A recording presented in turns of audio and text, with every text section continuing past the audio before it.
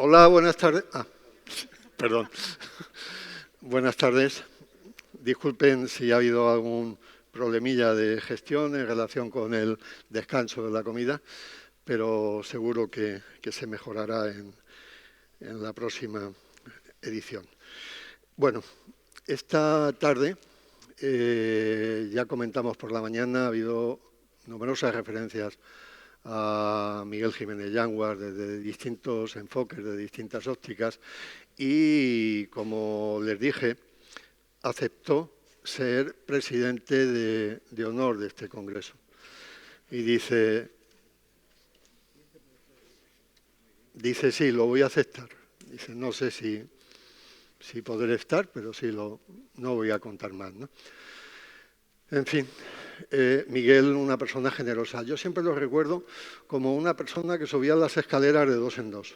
¿A que sí, Carmen? Está aquí Carmen Molina, que es su compañera de toda la vida. Le ha ayudado en todo, absolutamente.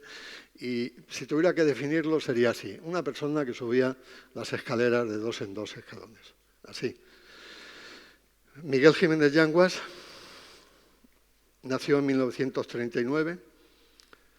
Falleció en 2025. Los orígenes y el contexto familiar de Miguel Jiménez están impregnados absolutamente de todo aquello de lo que vamos a hablar durante estos días aquí en Motil. Proviene de una familia con profundas vinculaciones al mundo de la ingeniería, de la arquitectura y de la industria azucarera.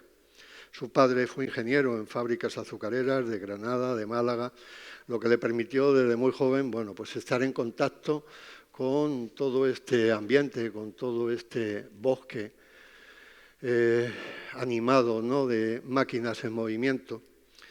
Y pasó, como digo, esa infancia rodeado de tecnología, que fue lo que fomentó con toda seguridad su pasión, de tal manera que estudió ingeniería industrial en Madrid, terminó sus estudios en 1969 y a lo largo de su vida universitaria desempeñó roles docentes diversos en la Universidad de Granada.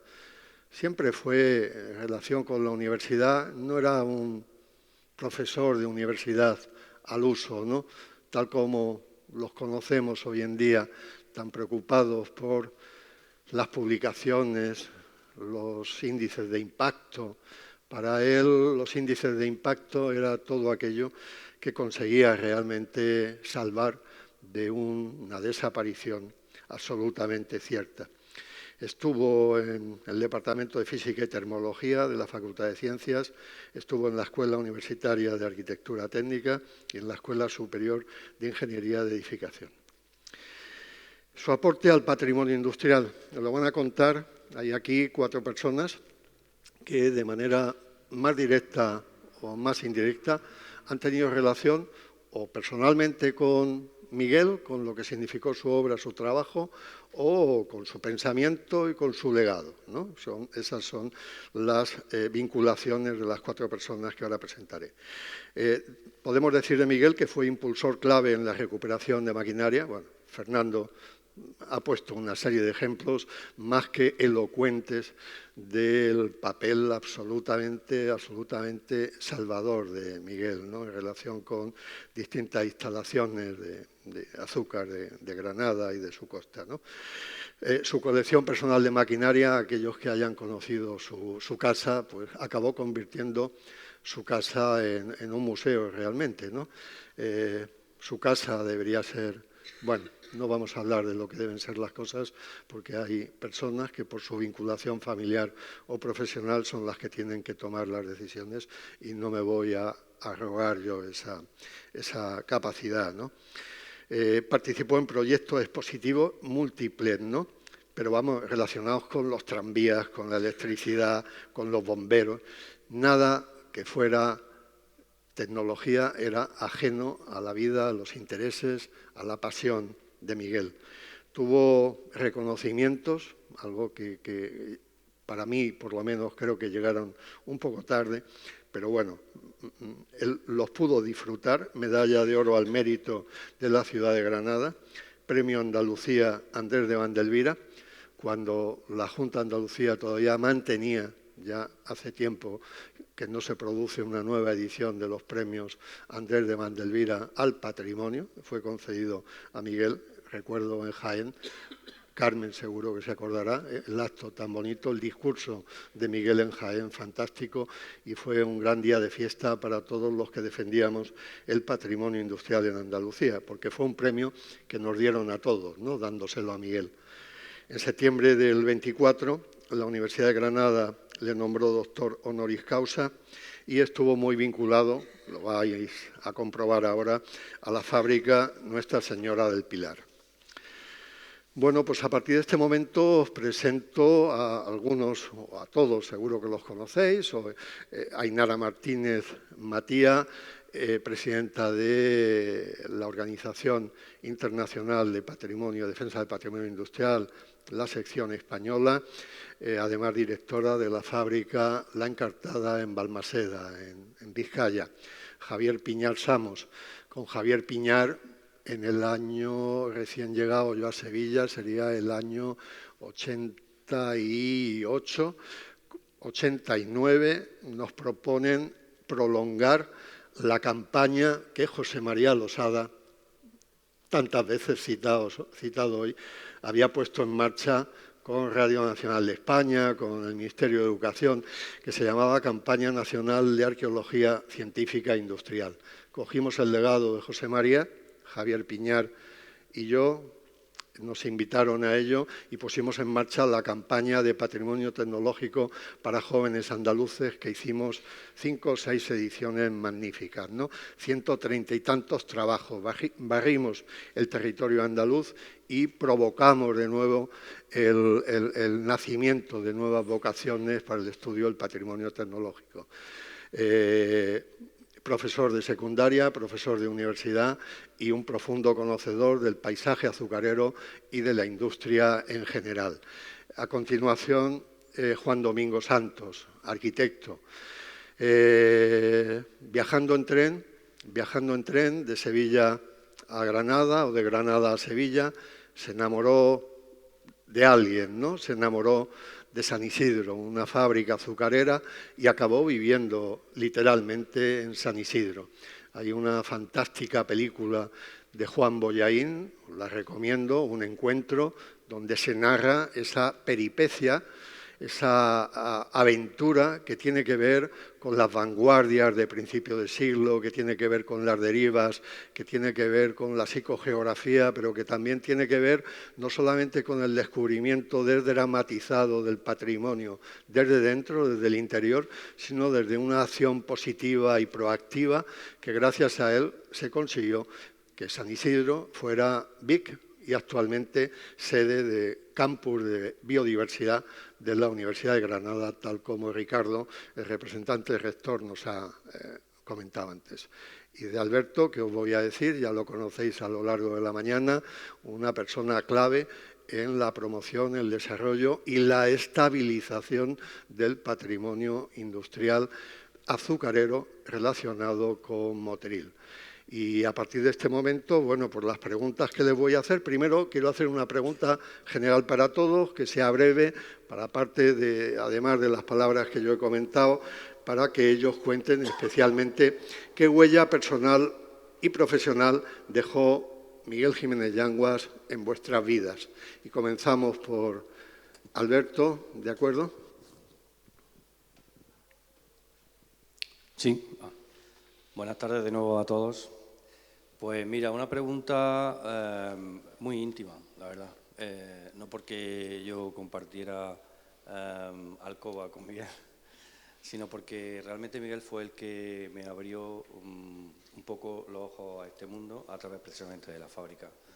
Yo conozco a Miguel de forma profesional a través de la escuela. Antes de titularme como arquitecto estuve estudiando en la Universidad de Granada, en la Escuela de Arquitectura Técnica, y fue profesor y lo conocí en el ámbito de la universidad. Pero cuando llegué aquí, a Motril, y por razón del puesto y de la organización funcionarial del ayuntamiento me encontré con la fábrica, pues empezó a hablarme este señor de una manera que yo, pues fue una especie de descubrimiento, ¿no? Cuando uno se enfrentaba a lo comentaba antes, cuando se enfrentaba un poco a este legado desde el punto de vista sectorial de mi profesión, veía arquitectura, veía problemas constructivos, veía sinceridad, veía muros, veía cosas, pero la máquina me era bastante ajena, ¿no? Entonces, la apertura a este mundo de una persona con esa pasión que tenía por las máquinas, que conocía todas, de todas las maneras, las puse del revés, tener en cuenta que cuando viene por aquí a echar una mano, como he comentado esta mañana, estaba todo desmontado y apilado, y bastaba con que viera una esquinita para decirte que esa pertenecía a no sé qué bomba de vapor del vacío, de no sé qué, no sé cuánto. Entonces, para mí fue como una especie de revelación y una muleta. Se convirtió en una muleta permanente a la que igual recurrí, consultar. En aquel entonces estaba también con el taller de restauración de la universidad, con Tullón, en fin, los primeros movimientos que yo hago en referencia a esto para presentar papeles de carácter institucional, en donde lo que hay que decir sea serio, fue obviamente con su ayuda, ¿no? Entonces, Miguel, en este sentido, fue el que abrió la puerta al conocimiento abrió no solo, luego ya, como veremos que tengo unas fotos preparadas, abrió más cosas, ¿no? Digamos que estamos aquí gracias a Miguel, gracias a muchas cosas, pero la primera cosa probablemente sea gracias a Miguel Jiménez, ¿no? Esa fue su contribución personal, ¿no? Muy bien. Pues Juan. Bueno, pues buenas tardes. Yo pienso que tenemos una gran suerte con haber tenido una persona como Miguel, ¿no? Y además aquí tan cerca, en nuestra Andalucía, en Granada, ¿no? Una persona que ha vivido el patrimonio industrial como muy pocos, ¿no?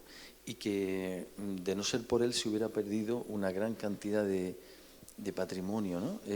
Que gracias a él se ha salvado, ¿no? Y entonces yo creo que esto ya es muy importante cuando nadie en ese momento hablaba de patrimonio industrial, ¿no? Es verdad que Miguel, yo la cercanía que tengo con él es desde la infancia, porque mis padres eran amigos de Miguel y su mujer y iban allí. Entonces a veces yo iba a la casa y me llamaba mucho la atención aquella casa rodeada de edificios grandes, ¿no? Y que era pequeña y que esa casa se mantenía, ¿no? Como no sé, me parecía esa resistencia, ¿no? A mí me gustaba aquello, ¿no? Las paredes de verde, ¿no? Y en medio hay una máquina, y una máquina extraña que yo de niño tocaba y que olía aceite, ¿no? Y entonces todo esto es como muy fascinante. Luego entraba a otro sitio, había unas válvulas y luego... entonces, y con la pasión. A mí también me gustaba mucho la pasión con la que hablaba de las cosas. Una persona que realmente, cuando escucha a alguien hablar con pasión, pues lo único que puede decir es chapó, ¿no? La manera en la que hablaba de los objetos y cuando él se ponía a restaurar. Otra cosa que me llama mucha atención es que él restauraba máquinas, ¿no?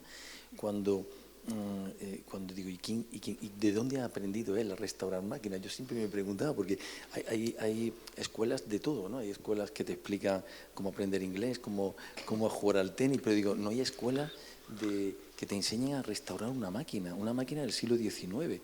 Entonces, todo él, a través de los catálogos, a través del estudio de los elementos, pues él tenía un laboratorio, en el fondo era un sitio alquímico, ¿no? Se metía allí y salía, ¿no? O no salía a los días, ¿no? Entonces, a mí me llama mucho la atención. Yo, sobre todo de él, aprendí y me gustó mucho la pasión por la máquina, ¿no? Como lo que le gustaba, ¿no? Y cómo hablaba de ella, ¿no? Muy bien. Vale. Bueno, hablar de Miguel en este sitio, a pesar de la edad que uno tiene ya, pues no deja de emocionar, porque... Acércate un poquito. Yo conocí a Miguel en esta misma sala, casi, ¿no? Recuerdo que allá por el año 86 vinimos a ver esta fábrica Jesús González, que entonces era asesor cultural del Ayuntamiento de Motril, y que me invitó, pues porque teníamos inquietud en este terreno. Yo entonces era profesor de historia en un instituto de Motril. Dijo, vente a ver una fábrica que acaban de cerrar y como tú estás interesado en temas que tienen que ver con la historia del azúcar, quería enseñártela. Y vinimos aquí y abrimos la boca y ya no la cerramos. Porque el pilar era entonces algo parecido a lo que es en este momento, solamente que estaba un poco más sucio y estaba un poco más entero. tenía todas las máquinas, estaba todo recién parado porque la fábrica acababa de clausurarse unos meses atrás. Ya digo, abrimos la boca, no la cerramos. Para mí esto era un mundo ajeno a los documentos. Yo había trabajado en la historia del azúcar a través de documentos, pero nunca había visto un espacio de trabajo de esta envergadura. Y recuerdo que el guarda que nos permitió entrar así un poco de extranjis aquí, no sabía la sociedad en lo que se metía cuando nos abrió la puerta. Pues nos comentó, dice, bueno, antes de que ustedes vinieran, ha estado por aquí un señor calvo, y lleva ya 2 o 3 visitas hechas, y ese tío entiende mucho de todo esto. Y ese señor calvo era Miguel Jiménez. Y yo a raíz de eso lo conocí. Y desde entonces hasta hoy, pues casi han pasado 40 años, de manera que es muy difícil definir al personaje con todas las aventuras y desventuras que hemos vivido a lo largo de todo ese tiempo. Si yo tuviera que definirlo, diría que es un activista del patrimonio, en el más noble y más amplio sentido del término. Es un individuo que no ha obtenido la notoriedad pública, a diferencia de la mayor parte de los profesionales, por su actividad profesional, aunque esté esa actividad profesional muy ligada a su significación. La ha obtenido por su vocación. Es decir, Miguel Jiménez Yangua siempre ha sido un ingeniero atípico, un ingeniero ilustrado, que no miraba tanto al presente como al pasado. ¿De dónde le venía esa atracción? Pues la verdad es que no lo sé muy bien. Alguna vez hablando con él llegamos un poco a la conclusión, o por lo menos no me lo desmintió, de que todo esto le venía de sus correteos durante la infancia, por la fábrica azucarera de Torre del Mar, por la fábrica azucarera de San Isidro. Era un individuo muy curioso, me imagino que desde pequeño, y lo preguntaba todo, lo miraba todo, etc. Y posiblemente esa especie de vuelta a los días felices de la infancia, a los que todos alguna vez hemos querido volver, marcó ya en adelante toda su vida. Y aunque hizo una carrera de ingeniero, pero en el fondo a él lo que le gustaba era recorrer ese tipo de espacios llenos de mecanismos e interrogarse sobre ellos. Y claro, esa vocación marcó su vida. Tuvo la suerte de encontrarse con Carmen, que le permitió todos esos excesos de reunir mecanismos y darles explicación y devolverles un poco la prestancia originaria. Y para mí ese fue Miguel. Cómo ese activismo en torno al patrimonio le llevó a ser un hombre grande, un hombre estimado, un hombre querido por muchos de nosotros, si no por todos, es algo que me costaría explicar. A lo mejor a lo largo de la conversación podemos seguir haciendo. Seguro que sale. Ainara. Bueno,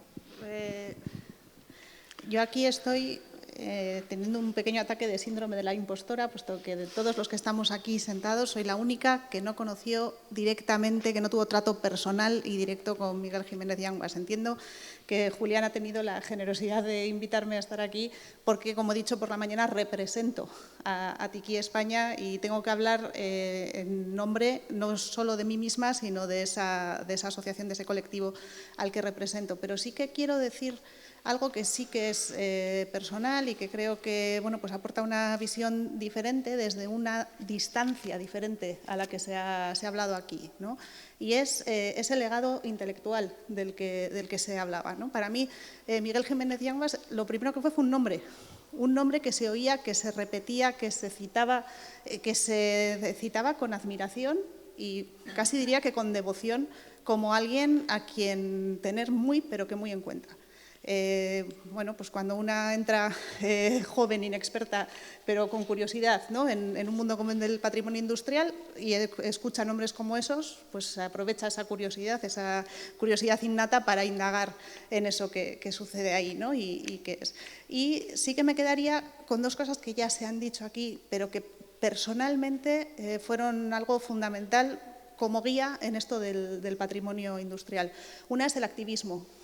No he entendido nunca el patrimonio industrial de otra manera que desde el activismo y la militancia, y es por figuras como Miguel Jiménez Yanguas, con esa implicación, como ha dicho Julián, tan alejada de la visión académica de los puntos, los proyectos y las, ¿no? Sino una persona que, habiéndole leído, sé que decía que él prefería hacer que escribir. Y eso es algo que personalmente me parece encomiable, porque el activismo viene precisamente de la acción. Y la segunda y fundamental es esa visión humanista, ilustrada, que se ha dicho. Esa capacidad de unir una disciplina técnica, como es la ingeniería, trabajar también en el ámbito de la arquitectura, por lo tanto, en eso que quienes tenemos una edad llamamos las ciencias, y hacerlo con esa visión humanista, que es como siempre había existido la ciencia, ¿no? Tal cual se ha concebido en nuestro entorno occidental, y darle esa visión transversal, siempre vinculada al hecho histórico, al contexto y al lugar donde se produce. Y ese es un modelo que Miguel Jiménez Yanguas particularmente ha significado para mí y que creo que para muchas de las personas que hay en esta sala también. Además, insisto, viendo en la sala a gente que podría estar aquí con otra autoridad, porque veo allí compañeros y compañeras de TICI, de la Asociación Vasca de Patrimonio Industrial, de otras líderes del patrimonio que podrían hablar desde esa cercanía. Pero yo desde esa distancia destacaría esas dos cuestiones. Muy bien. Vamos a seguir con las preguntas, con esta puesta en común en torno a Miguel. Vamos a pasar de nuevo a Alberto. Y esta mañana nos ha expuesto, no había mucho tiempo, pero las líneas generales, tanto de dónde viene el proyecto de fábrica de Museo del Azúcar, como también el camino que queda por recorrer, ¿no? Y entonces la pregunta directamente sería, pensando en el porvenir, en ese futuro del museo, que es un presente cercano, además, ¿qué líneas de acción prioritarias consideráis desde aquí, desde la concejalía, desde el museo, que podrían facilitar, permitir no solamente honrar el legado de Miguel a título honorífico, etcétera, porque ya sabéis que bueno, muchas veces es lo que solemos hacer, especialmente en los países latinos, ¿no? En los países latinos nos gusta poner en dorado, ¿no?, las letras, y luego ya el tiempo se va encargando de que pierdan su brillo. No. Además de eso, el legado está constituido por algo mucho más tangible, por algo mucho más importante, que es todo ese pensamiento en relación con la tecnología. Decíais antes, lo estaba hablando Fernando también esta mañana, la precariedad del sistema de protección del legado científico-técnico de este país, y también me lo habréis escuchado muchas veces, que el problema es cómo entendemos la cultura en este país y especialmente en el mundo latino, que es como dijo Peter Snow, ¿no?, en 1959 en Londres, la famosa disociación, to culture, la disociación entre lo humanístico, artístico y lo científico, técnico, ¿no? Y aquí volvemos a reintegrar de nuevo en la figura de Miguel. La pregunta es cómo podría, sé que no es una pregunta fácil, puesto que ahora mismo el proyecto museo se está definiendo constantemente, pero ¿cómo el director pensaría? Sí, bueno, la pregunta me la ha dado el pie directamente. Vamos a ver, hay medidas concretas que se han tomado, que ahora veréis, pero diría que nosotros somos una cosa que se está haciendo, como bien ha dicho Julián. Somos un patrimonio en proceso de ser, ya se verá qué. De momento tenemos una idea, pero no cerramos la cosa que dentro de 5 años tengamos una idea más evolucionada, ¿no? No peor, sino una idea para crecer más, ¿no? Miguel está, no puede haber un proyecto concreto de Miguel aquí. Claro que puede haber medidas concretas, como de hecho se han hecho, que ya os comento ahora, pero Miguel está en muchos sitios. Mirad, os voy a enseñar la foto, que es como robarle la historia a Javier Piñar. Este momento es el momento en que vuelven las piezas, una vez expoliadas o con intento de expoliación, que recuperan con la ayuda, por supuesto, de Miguel y de Javier, que entonces eran ya un equipo. Ahí lo vemos. Y entonces estoy robándole esta historia un poquito a Javier, que ya no se acordaba de esa foto. Ese momento vuelven las piezas aquí y empieza una historia real, porque habiendo desaparecido esas piezas no teníamos ningún valor intrínseco para ser lo que somos ahora. Entonces, ¿qué puedo decir? ¿Qué proyectos tenemos sobre la figura de Miguel? Bueno, nuestra intención siempre, al ser una cosa en construcción, es mostrar los procesos. Nosotros no somos un reto para mostrar un resultado, sino que lo que vamos a hacer es mostrar un camino, un progreso, una forma de recuperar las piezas, de recuperar la historia y de reivindicar una acción que consiguió el primer paso, que fue recuperar las piezas para que esto pudiera tener configurarse como un museo, es decir, con piezas originales en el lugar original. Y esto lo hicieron estas personas. Igual que hemos hecho un relato de la gente cuando trabajaba, ahora nos toca hacer el relato de qué pasó para que pasaran de una fábrica en producción a una fábrica con criterios patrimoniales para ser un centro cultural, llamémoslo así de forma general, ¿no? Aunque su misión principal sea la de museo, habrá otras misiones que tengan que tener. De momento nosotros, para honrar la memoria de Miguel, era un planteamiento que teníamos de hace ya mucho tiempo, pero, en fin, no quiero tampoco excusarme, pero saben que los trámites administrativos tienen su enjundia y hemos llegado a conseguir que el Pleno de la ciudad acuerde dentro del reglamento de honores y distinciones pues la nominación de algunos edificios de aquí en memoria de Miguel Jiménez Yangua. Hemos denominado la Sala Almacén de Azúcar, con la que él tuvo mucha relación, fue homenajeado en alguna que otra ocasión, conocía perfectamente. Comisorió una exposición relevante en 2013 sobre el milenio, y allí aprovechó para restaurar las primeras piezas que se han restaurado, de las cuales algunas se pueden ver aquí. El molino pilé que hay en la entrada y el pequeño caballito de vapor que hay en la sala previa del pequeño centrillo de interpretación que tenemos en la entrada. Con lo cual, pasos se han dado y se verá. Nosotros siempre nos postulamos desde aquí, con la modestia que requiere hacerlo frente a la potencia de Granada, en la memoria de Miguel, que es muy importante, lo sabemos, como un lugar en donde recibir parte de su colección y tener una mención y una dedicación a su figura, ¿no? Y a su interés, sobre todo por tener la relación con el patrimonio azucarero, ¿no?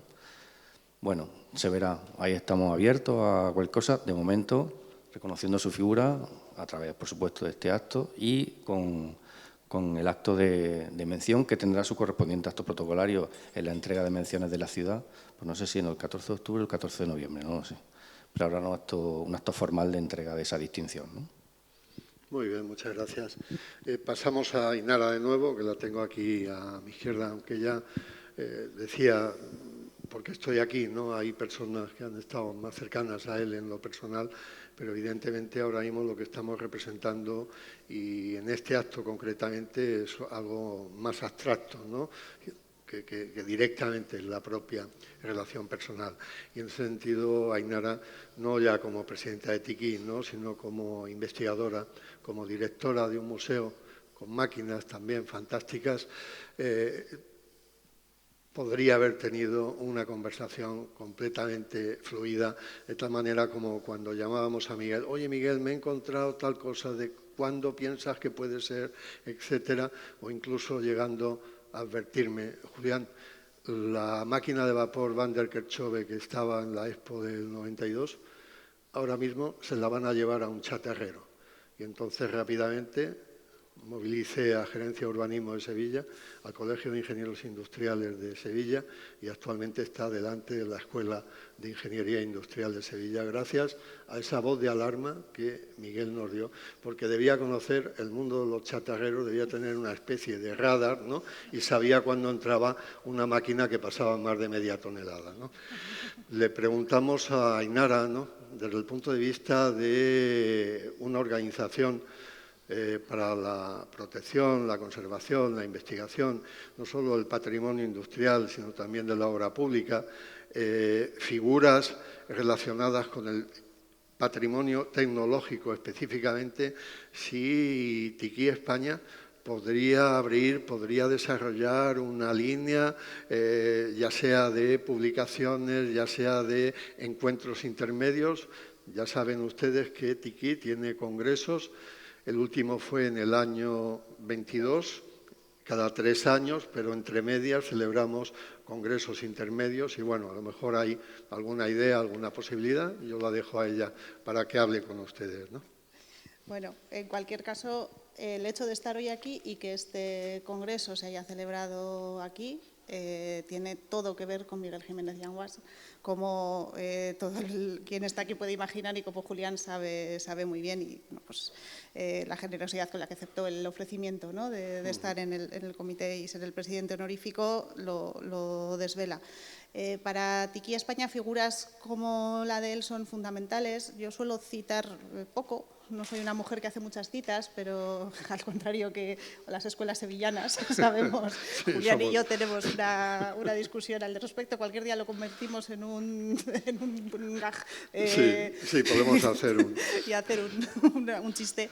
Pero hay una frase que suelo mencionar a menudo, que se atribuye erróneamente a Newton, pero que es bastante anterior, que es de Bernardo de Sartre, que es que somos enanos a hombros de gigantes, y que si nosotros estamos atisbando algo más lejos de lo que vieron quienes nos precedieron, no es porque sepamos más, sino porque tenemos esa base en la que apoyarnos, ¿no?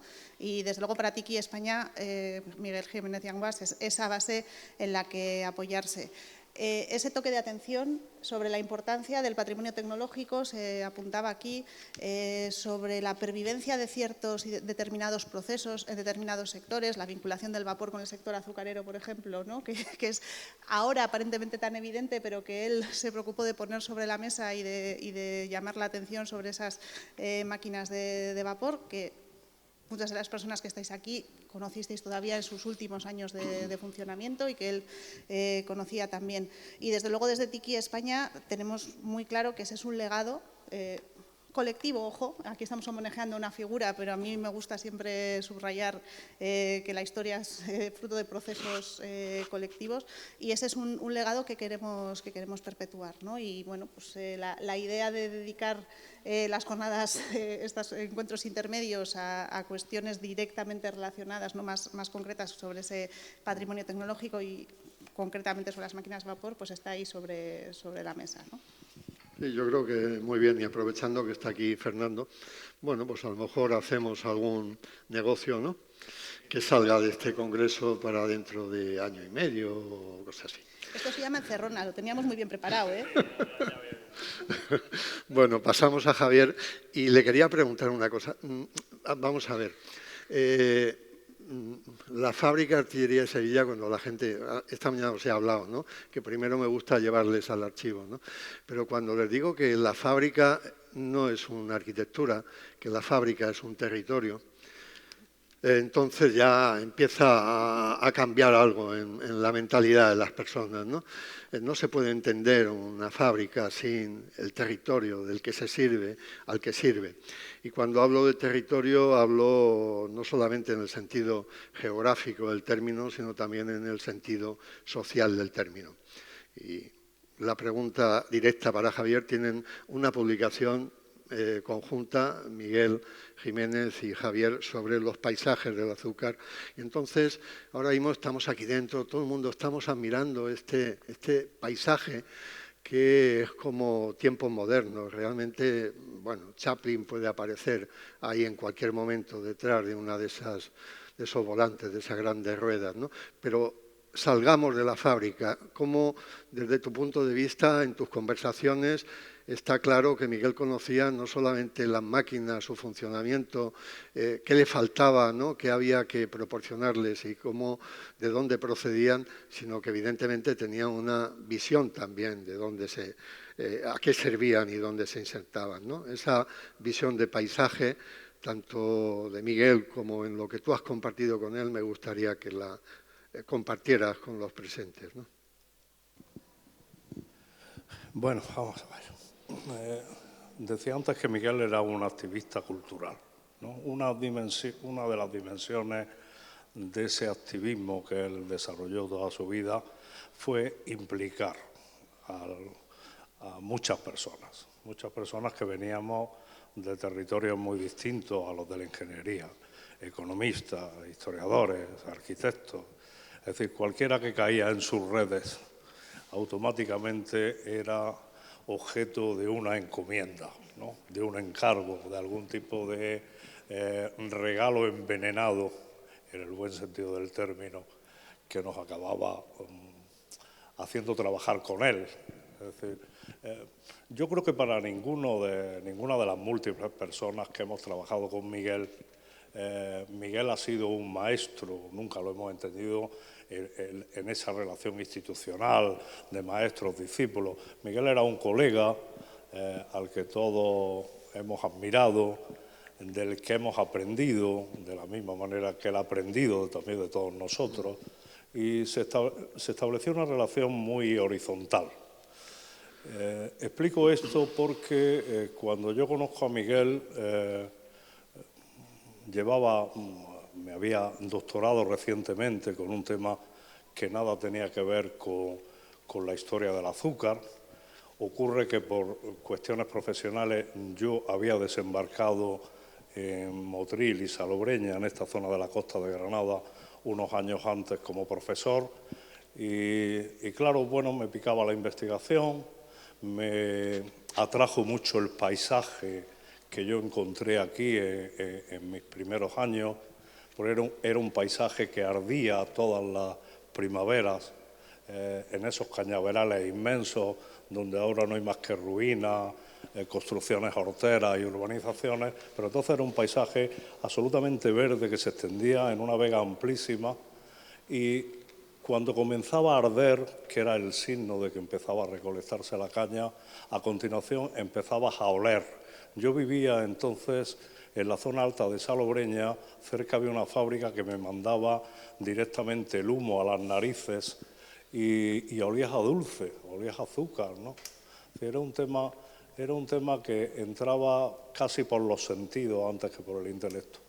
Y yo me dediqué durante aquellos años a investigar sobre un asunto que había sido abordado en algunas publicaciones, pero digamos que la masa de investigación o de conocimiento que había sobre ello era mucho menor que lo que suponía esa dimensión real de actividad en el territorio.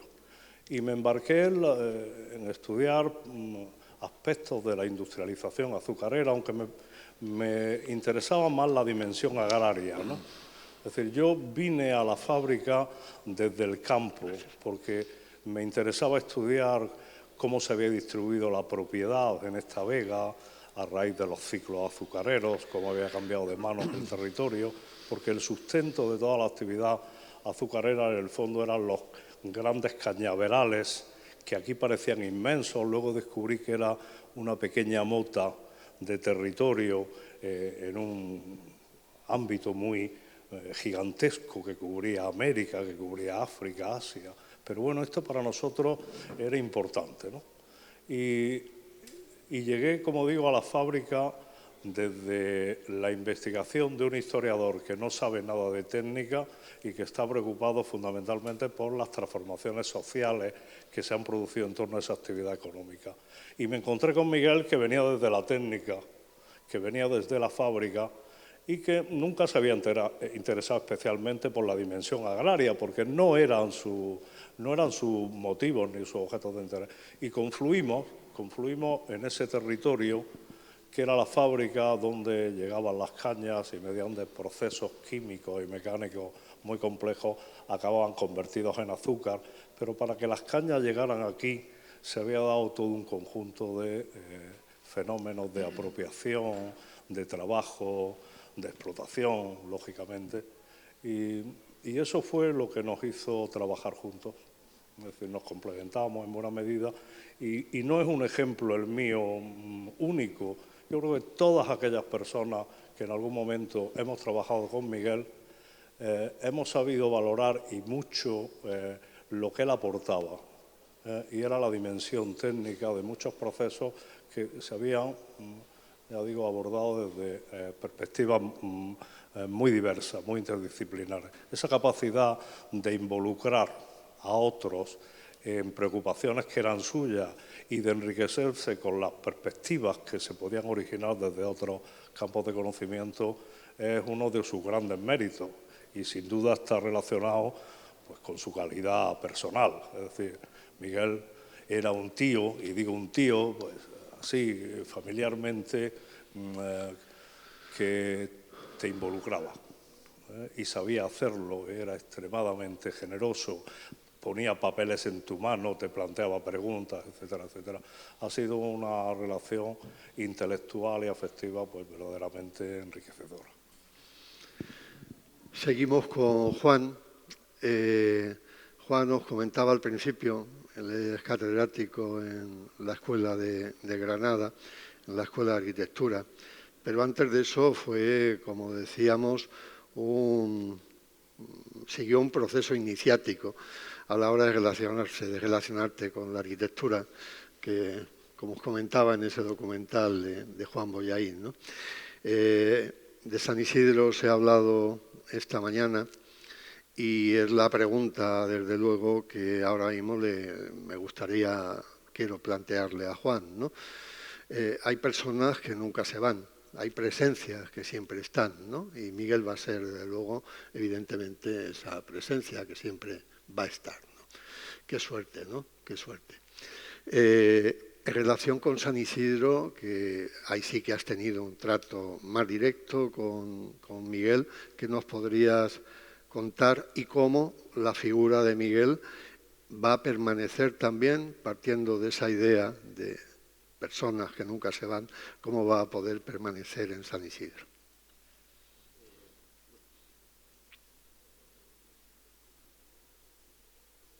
Ahora, sí. Bueno, es que voy a responder a la pregunta y la voy a lanzar con algo que Javier ha comentado que me ha hecho a mí pensar, ¿no? Pero vamos a ver, imagínense ustedes el contexto de Miguel, ¿no? ¿Por qué Miguel tenía esa obsesión por la máquina, ¿no? Como un niño con los juegos y con los juguetes, ¿no? Imagínense que él ha vivido una experiencia que no tenemos ninguno de nosotros, ¿no? Yo creo que marca mucho la experiencia, la infancia, la vida, ¿no? Para el destino. Quizás las grandes cosas las hacemos cuando, lo que seremos después lo hacemos cuando somos niños, ¿no?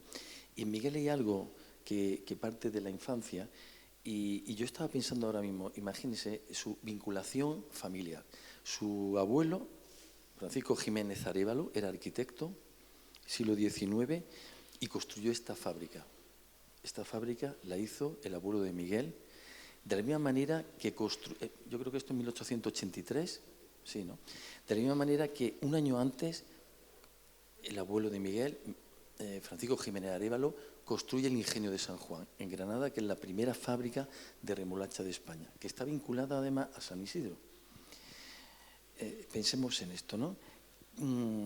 El abuelo de Miguel también construye otra fábrica, Nuestra Señora de la Salud, en Santa Fe, Santa Juliana, ¿no? Miguel hablaba de su abuelo, a mí me habló de su abuelo, de lo que hacía su abuelo, ¿no? Luego resulta que Miguel tiene un padre, Miguel Jiménez de la Cal, que es director de fábricas de azúcar. Y, por cierto, esta fábrica se cierra el mismo año, 1984 creo, que se cierra San Isidro.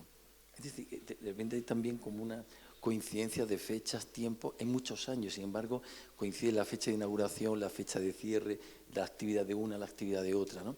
Y Miguel, de alguna manera, ya sea físicamente o a través de un antepasado, está presente en estas historias. Entonces, es como las manchas de sangre del fantasma de Oscar Wilde, que están ahí y por más que las intentes borrar, están ahí. Entonces, Miguel emerge ya de una u otra manera en esto tiene este aroma, esta prestancia.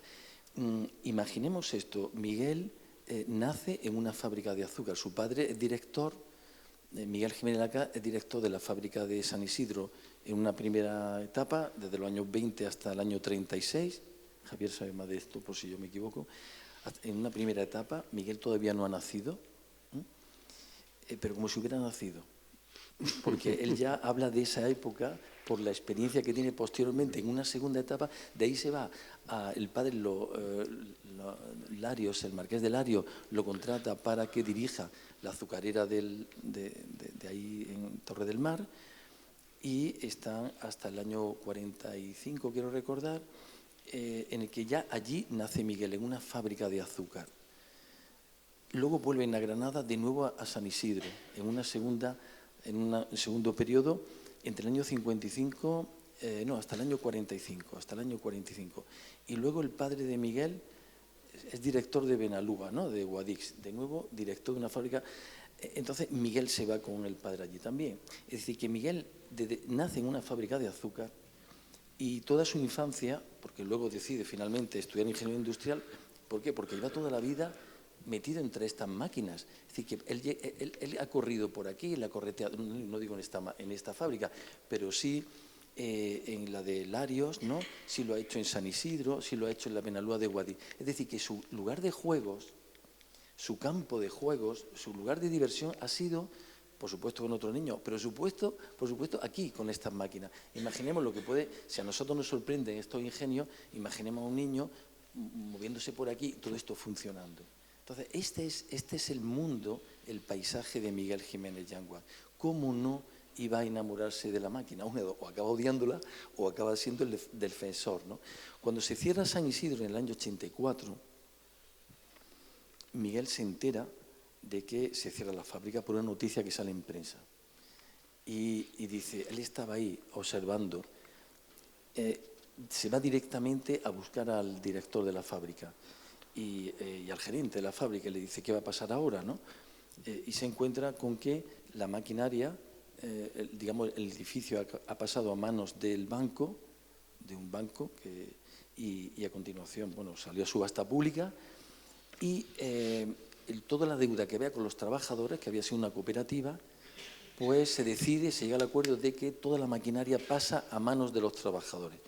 Y los trabajadores deciden llevar la chatarra.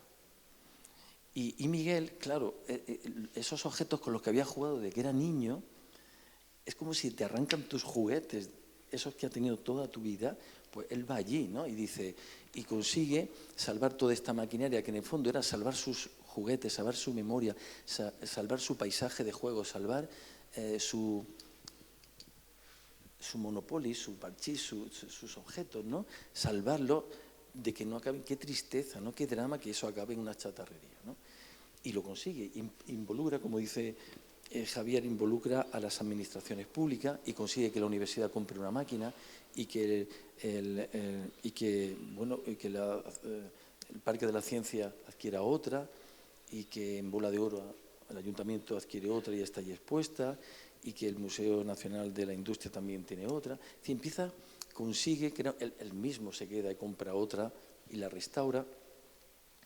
Para él, salvada la maquinaria, estaba salvado también una infancia, salvado un mundo, un paisaje y algo que a él le fascinaba. Y yo creo que él vive su vida es eso, ¿no?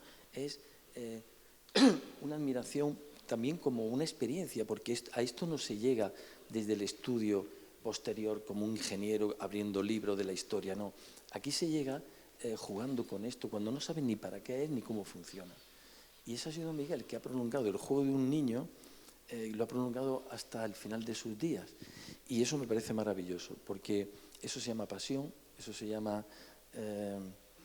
ojalá todos tuviéramos esa... Yo de alguna manera también tuve ese enamoramiento en este caso con la maquinaria, no, porque San Isidro lo opuesto al Pilar, ¿no? San Isidro se perdieron todas las máquinas, se rescataron gracias a Miguel, si no habrían desaparecido, y lo que queda es la envolvente, y yo me enamoré de la envolvente, y yo pues decidí un día que aquel sitio me gustaría tener ese lugar para mi estudio de arquitectura. Yo a Miguel lo conocía de antes, pero ahí coincidimos mucho, porque él íbamos allí y me contaba, imaginemos este espacio sin maquinaria ahora y había que verlo cómo contaba este lugar, ¿no? Porque él te decía, y aquí había un tren, no sé qué, con una viga, y aquí una escalera, y entonces él lo veía, ¿no? Él estaba viendo aquel espacio lleno de maquinaria y tú no veías nada, tú veías el espacio pero te imaginabas, porque él lo pintaba en el aire con las manos, ¿no? Y entraba por aquí el tren de molinos que subía, la remolacha, es muy bonito, ¿no? Es como, y él vivió siempre metido en esa historia, ¿no?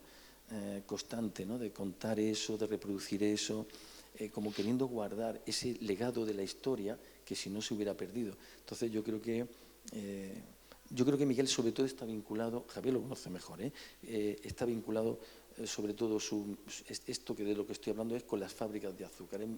Por supuesto, luego él ha tenido interés en muchos otros temas, pero yo creo que para él, la fábrica de azúcar, los objetos de la industria del azúcar son su tesoro, ¿no? Porque lo ha vivido, porque son suyos, es que son suyos, es que son de él, ¿no?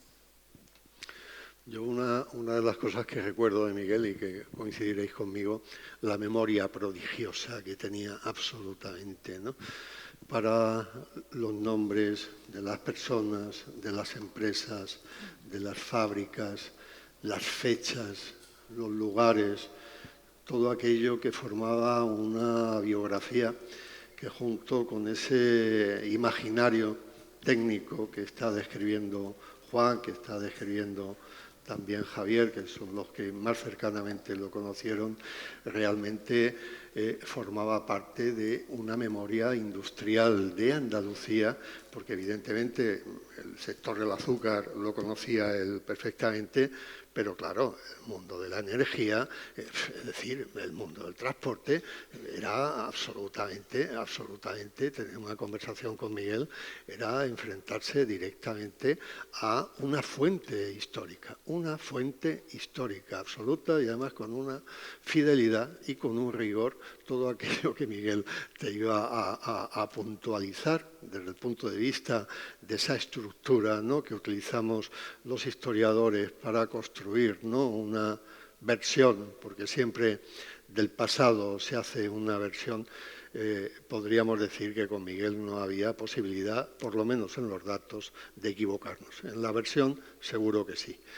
A partir de este momento, a mí me gustaría, vamos a ir cerrando esta mesa de homenaje, ¿no?, este momento de recuerdo. Y no sé si, ya sé que es un poco atrevido, si no te apetece, Carmen, por si quisieras hacer algún comentario.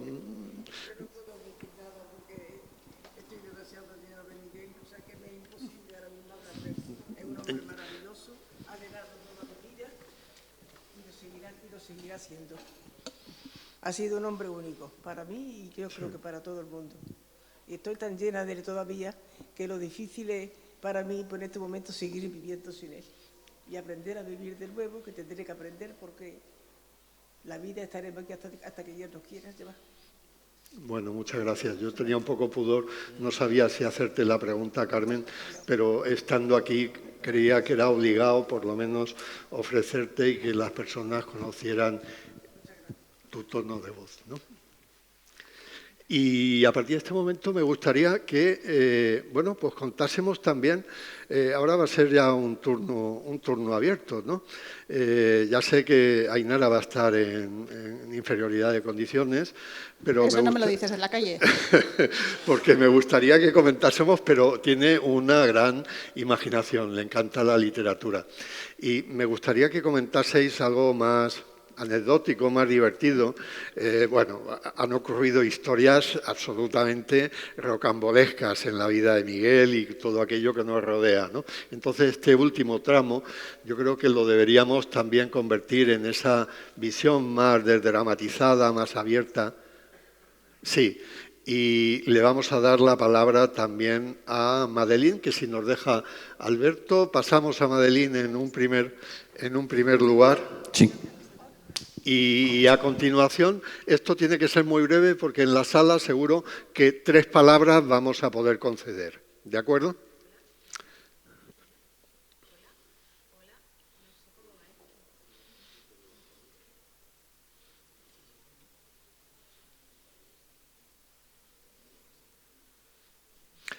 El de Alberto va bien.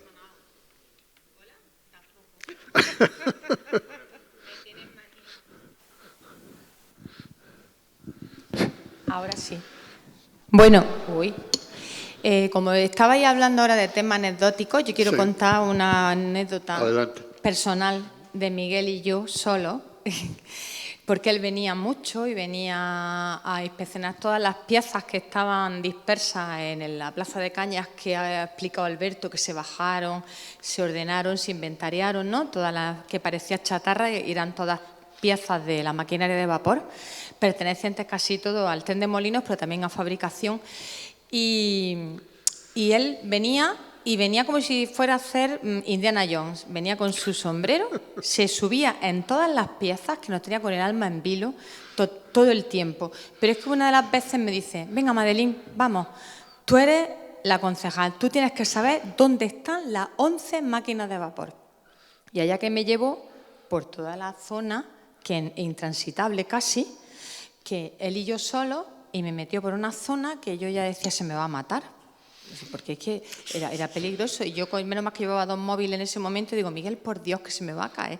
Que no, que tú eres la que dirige aquí el tema, tú tienes que saber dónde están las 11. Bueno, me llevó una por una a que yo supiera exactamente dónde estaban, porque yo era la que tenía que controlar el tema. O sea que fue una anécdota, una experiencia preciosa, yo alumbrándole la oscura al final de todo, debajo del almacén de azúcar antiguo, donde están las turbinas, las turbinas, y estaban los malasadores. Y allí me llevó para llevarme a la última máquina de vapor, que está al final de todo. Y allí, para que yo controlara las 11 máquinas de vapor. Ese era Miguel, que decía: tú tienes que controlar esto, yo te voy a enseñar dónde están. Y le estoy eternamente agradecida, porque era único, de verdad, una persona única, especial, y sobre todo que se hacía querer. Eso, de verdad, del corazón, se hacía querer mucho Miguel. Así que le doy las gracias siempre por haber estado vinculado de esa manera con la fábrica del Pilar, Carmen. Muy bien. Bueno, pues ya ir tomando la palabra y ir contando aquello que os recordáis con más humor. Aparte de decirle a Juan Domingo que me ha encantado esa perspectiva que le has dado, recoger al Miguel desde pequeño, y en esa fábrica que conoces también, que tienes que contar una vez su historia personal que tuviste con ella, y el mérito que te mereces, ¿no? por estar en la fábrica donde está, gracias a ti. Yo me acuerdo particularmente de Miguel cuando venía, pues como una especie de borracho que se iba pisando las manos, porque era tan apasionado que cuando iba por hablando dice: mira, aquí está el eje, no sé cuánto está el taller. Te describía la máquina en un segundo, y tú decías: pero Miguel, es que tengo una pregunta. Sí. Entonces, esto está enganchado aquí. Y esta pieza de aquí, hostia, tú decías: ¿qué? ¿Cuál? Esa la tienes allí. Ojo, que la tienes allí detrás. Pero Miguel, es que me he quedado con una duda que no, esto que y seguía, inabarcable. Yo, cada vez que hablaba con él, no servía de nada, claro, porque me llevaba una paliza intelectual de todo lo que no conocía, me iba acomplejado y con la esperanza de que viniera otro día a aclararme algunas cosas o preguntárselas por mail, que también le hacíamos preguntas más concretas y más donde afinaba un poco más. Pero venir con él aquí era una misión, casi un espectáculo, porque me dedicaré a disfrutar de cómo hablar, porque era una pieza, otra máquina, otra referencia, porque esta estuvo en esta fábrica, se la trajeron aquí, porque yo recuerdo, no sé cuándo, te quedas pasar por mi casa que te voy a enseñar, y te voy a dar una acción de la Sociedad General de Azúcar, así, pero Miguel, espérate que tengo una pregunta. No, pero vamos a ir por aquí, ven, que tienes que ver esto, que... En fin, era para mí, era misión imposible, pero obviamente su fruto está aquí, y todo el gran conocimiento que le debemos ha sido muy importante. Muy bien. Javier, ¿nos cuentas alguna aventura? No sé, hay tantas. Al hilo de lo que comenta Alberto, me acuerdo de una cosa, y es que era un embaucador nato, ¿no? Lo iba sobornando a todos los amigos con regalos envenenados para que entráramos en el tema del patrimonio. En un momento dado, a él le regalaron personalmente los descendientes de la familia Agrela, que había tenido intereses azucareros importantes, especialmente en Salobreña, le regalaron el archivo de la Casa de Banca y en buena parte de la azucarera, porque iban a hacer una reforma en el palacete que tenían en Granada. El archivo estaba depositado allí en una especie de pequeño semisótano que se había inundado de fuel oil, de las calefacciones antiguas, con lo cual había como medio metro de sedimentos de libros de contabilidad y libros de actas de junta del siglo XIX que estaban verdaderamente compactados, eran una masa de engrudo imposible de recuperar. Esto hoy, claro, con muchos medios se hubiera logrado, pero Miguel era tanto lo que había que decidió llevarse la parte de arriba que estaba todavía a salvo. Y se la llevó, como siempre, pues, a una de sus casas, la dejó colocada allí en un desván a la espera de que alguien se hiciera cargo de aquello, en el sentido de alguien que investigara. Nos estuvo rondando a varios compañeros, yo incluido, que éramos historiadores. Aquí hay que hacer una tesis de la azucarera, tal. Yo decía, Miguel, yo ya he hecho una tesis, ya la segunda no, te voy a buscar a alguien a ver si se anima. Total, en todo aquel montón de papeles había multitud de acciones de la última fase de la empresa azucarera de los Agrelas, de Salobreña, ¿no? Había como 500 acciones, ¿no? Paquetes. Y él se dedicaba a enrollarlas y a ir regalándolas a todos los amigos, ¿no? Llegaba una fecha y aparecía con una acción. Otro día te aparecía con un termómetro, porque alguien le había regalado o había adquirido pues, los laboratorios de una antigua azucarera que cerraba, donde había densímetros y termómetros del siglo XIX y comienzos del XX, por centenares. Y te iba haciendo esos pequeños regalos, esos pequeños sobornos que nos acababan involucrando a todos los amigos, ¿no? Yo quería referirme de todas maneras, de una forma breve, a un episodio que ha comentado Alberto aquí, y es el episodio de las idas y venidas de la maquinaria del Pilar, que son así como los cantos de ida y vuelta, que al final no se sabe muy bien dónde acaban, ¿no? Creo que todos conocéis un poco la historia de la fábrica, con lo cual iré directamente al grano.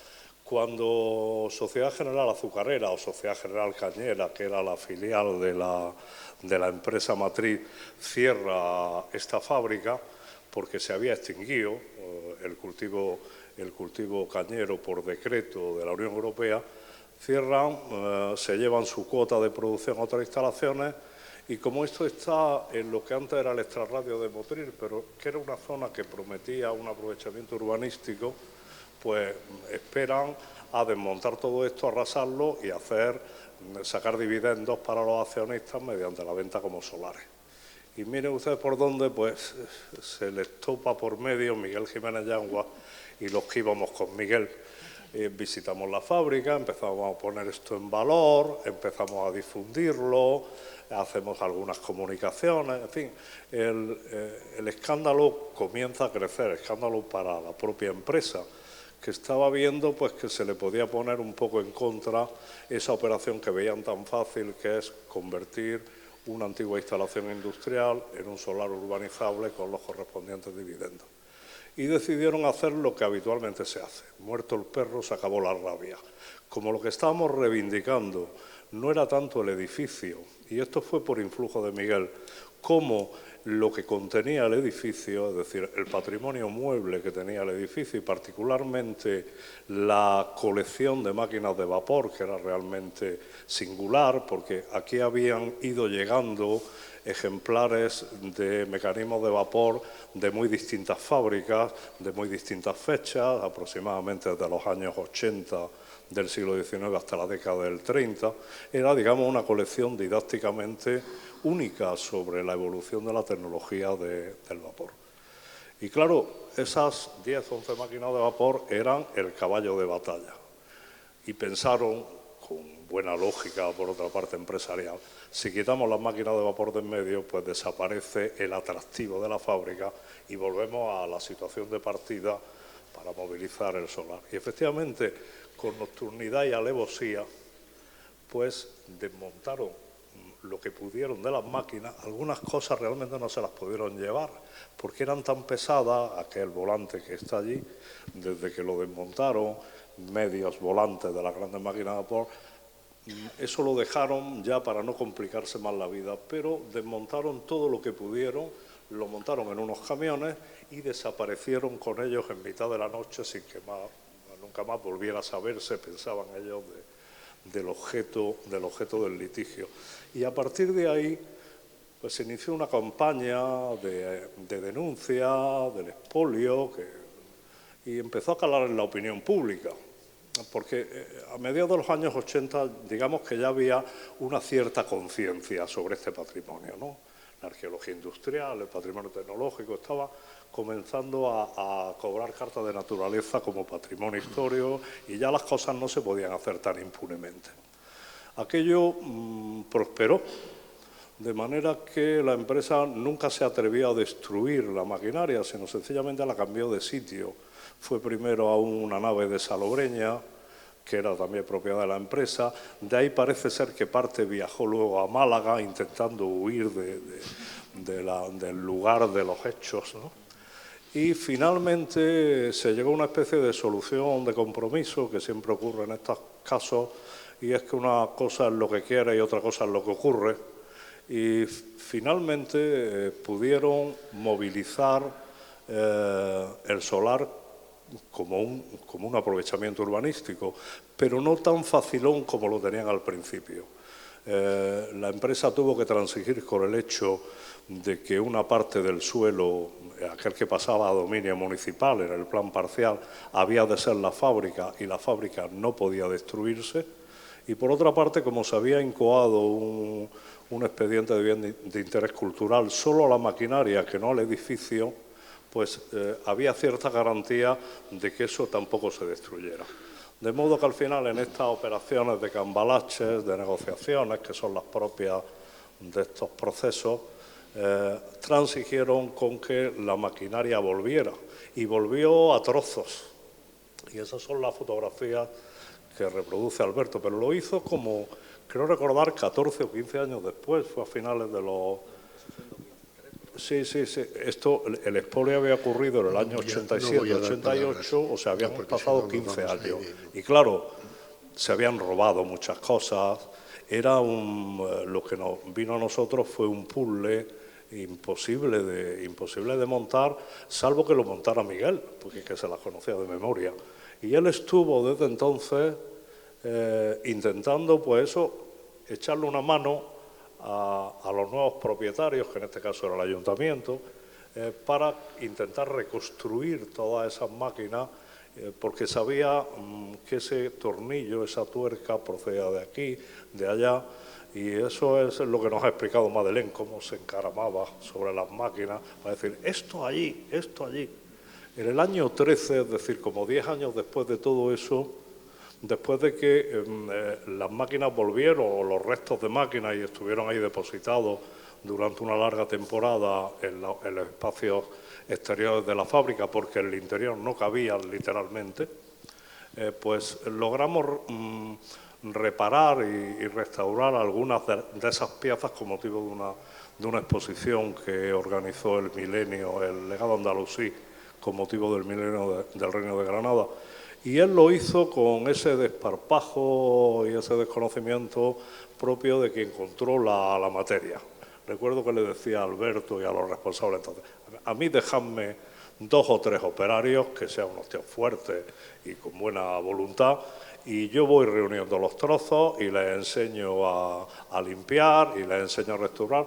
Y efectivamente en un tiempo récord, que fueron 3 o 4 meses, logró restaurar varios cilindros, algunas pequeñas máquinas de vapor, que son las que me imagino que se ven por ahí, que formaron parte de aquella exposición en su día. Esa es muy bien. Una más. Pues pensábamos dar, lo que pasa es que vamos un poco justos de tiempo, tened en cuenta que a continuación, bueno, vamos a tomar un pequeño café, ¿no? Tal vez. Y también en la sala la terraza de arriba. A continuación, a las 6, vamos a ser puntuales, por favor. Comienzan las dos ponencias, las dos mesas, la 1 y la 2, que van a empezar esta tarde. Queremos ser muy rigurosos porque sabemos que el tiempo de uno es el tiempo de los demás. Y entonces hay muchos recuerdos compartidos. Yo quería incluso señalar a determinadas personas para que contasen su vinculación. Estaba pensando en Joaquín Cárcamo, por ejemplo, ¿no? con Miguel Jiménez Yanguas, ¿no? Pero lo vamos a compartir en estos espacios y a continuación, pues simplemente un gran aplauso por la memoria de Miguel y por todo el legado que nos deja. ¿De acuerdo?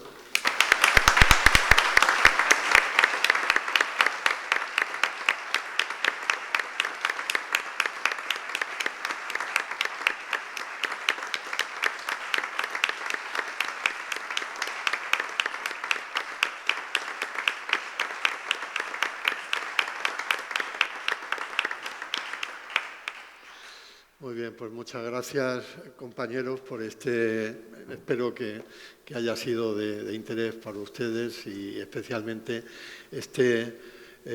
recuerdo visitando Nuestra Señora de Rosario en Salobreña, todavía estaba funcionando, y me dice Miguel, salía humo por la chimenea, y dice Julián, esto es humo arqueológico. Así que, nada, buenas tardes y continuamos las sesiones.